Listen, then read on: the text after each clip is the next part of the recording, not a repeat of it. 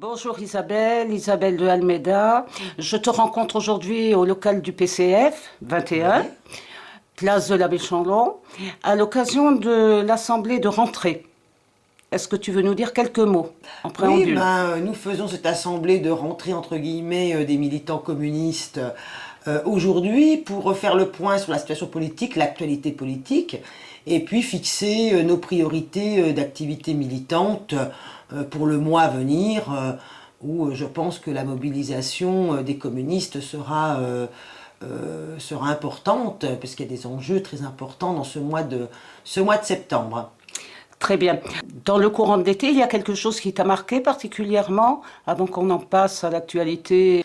Ce qui marque toujours les étés, là le chiffre ne fait que s'accentuer, c'est le fait que beaucoup de gens ne peuvent pas partir en vacances, s'évader Oui. un petit peu. Encore beaucoup trop de personnes, voilà, les questions du pouvoir d'achat, on voit bien qu'elles pèsent beaucoup sur les familles et beaucoup l'angoisse des questions de l'emploi, hein, avec, je pense, cet été quand même, les annonces du patronat, du grand patronat, encore aujourd'hui avec Carrefour, mais il y a PSA, il y a Sanofi, il y a tout ce qui se passe dans certaines entreprises, où on voit bien que le grand patronat a attendu l'élection présidentielle législative pour annoncer sortir ses plans de licenciement des cartons. Voilà, je pense qu'il faut aujourd'hui qu'il y ait une mobilisation forte des salariés, des syndicats, mais aussi de tous les gens, des forces politiques à gauche, pour inverser la tendance et donc faire que le patronat n'ait pas les mains libres, les actionnaires n'aient pas les mains libres pour pressurer le travail et pressurer les salariés.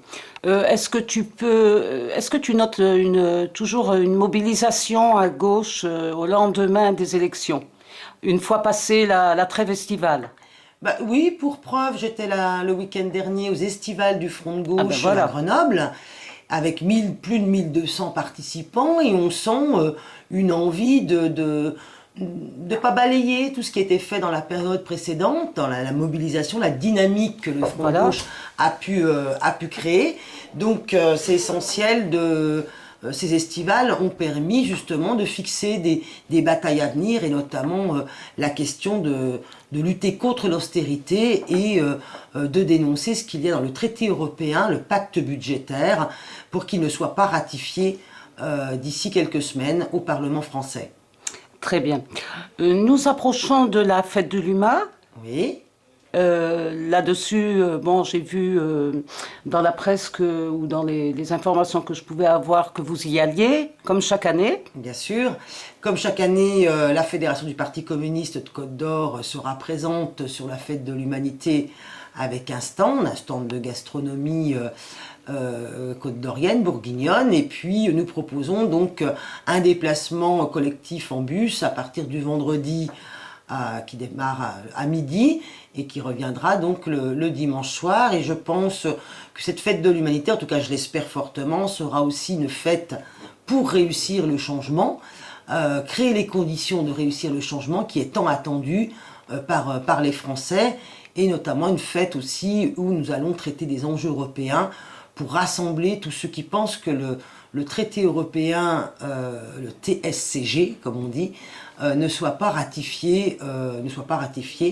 Et d'ailleurs, je tiens à dire que justement sur cette question-là, je pense que toute la gauche devrait se rassembler, Oui. puisque le président de la République, François Hollande, dans son programme, avait dit qu'il renégocierait ce traité européen. Et en fin de compte, au Conseil européen fin juin, il n'y a pas eu de renégociation. C'est donc toujours le traité Sarkozy-Merkel qui existe et qui pourrait, mais j'espère que non, qui pourrait être voté, qui va être examiné au mois de septembre, octobre, on ne sait pas la date. Voilà, donc c'est un appel à la mobilisation pour créer les conditions. Je pense que les Français ont exigé des changements en votant Front de gauche ou autre, ou d'autres à gauche. Maintenant, il faut qu'ils poursuivent leur mobilisation au-delà du vote pour que ces changements existent. Et donc, il y a besoin de se mobiliser pour arracher des conquêtes sociales dans les mois et les années à venir. C'est un bon moyen, l'UMA, de se retrouver et de confirmer un peu les rencontres qui ont été faites précédemment. Tout à fait, Ces c'est mois un bon derniers. moyen, en même temps un bon lieu, puisque c'est aussi un moment très convivial, très fraternel, un moment culturel aussi de haute tenue, avec des expositions, du théâtre, des concerts. et donc un débat qui permet d'enrichir ses connaissances et sa réflexion. Pour conclure, je voudrais que tu me dises s'il y a des prestations, des rassemblements peut-être, ou des débats sur Dijon à l'occasion de cette rentrée. Je pense que nous allons justement y travailler ce soir, mais nous allons aussi voir comment sur la Côte d'Or créer ces moments d'éducation populaire déjà pour décrypter le traité européen. Donc nous avons un outil, c'est le livre de Patrick Le Yarrick qui vient d'être produit, donc qui décrypte le traité européen.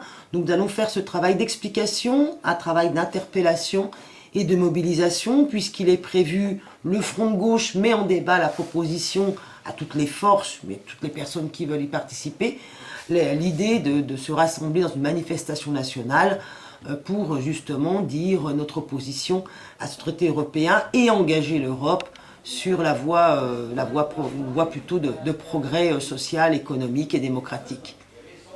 Je te remercie, Isabelle de Almeida. À bientôt. Oui, merci. Au revoir.